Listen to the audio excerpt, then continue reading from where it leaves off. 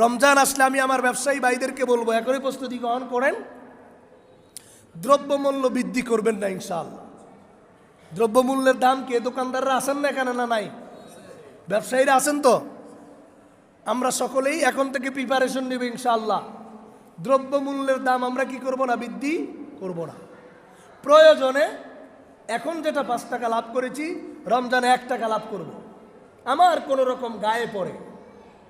আমরা অনেক সময় দেখা যায় মাফে কম দেই, গত জুমা আমরা আলোচনা করেছি।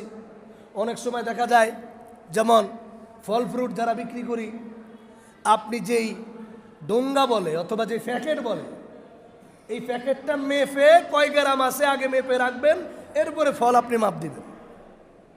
ভালো করে খেয়াল করবেন, এটাও আপনি হিসাব দিতে হবে আল্লাহর দরবারে। কথাগুলো মনে বুঝতেছেন? মিষ্টির যে প্যাকেট একটু মোটা থাকে না, অন্তত 50 গ্রাম 20 গ্রাম হলেও তো হয়। এটা আগে আপনি মেপে এই প্যাকেটটা কত ওজন আছে।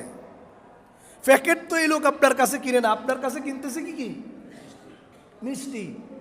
এই লোক তো ক্রেতা তো আপনার কাছ থেকে আঙ্গুর কিনতেছে, প্যাকেট তো কিনতেছে না। আপনি যে একটা মোটা প্যাকেট ধরায় দিলেন, ওই লোকটা হয়তো বুঝে না, আর ভাবে যে এটা নিয়ে কথা বলা কেমন দেখা যায়। এই কেমন দেখা যায় এটা তার ভিতরে কাটেজি আসছে, কিন্তু আপনি বুঝতে হবে প্যাকেটটা ওজন না দিলে কেমন দেখা যায়। আল্লাহ আপনার কাটেজিটা বুঝতে হবে।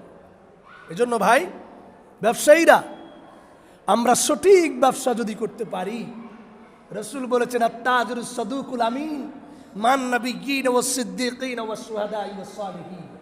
সৎ ব্যবসায়ী, সত্যিকারের ব্যবসায়ী যারা, তারা হাসরের ময়দানে নবীদের সাথে থাকবে, ওলিদের সাথে থাকবে, শহীদদের সাথে থাকবে। সুবহানাল্লাহ।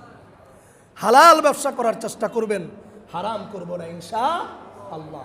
এই জন্য ঢোঙ্গা মেপে দিব, বক্স মেপে দিব, দিয়ে তারপরে আমি আমার মালকে হস্তান্তর করব।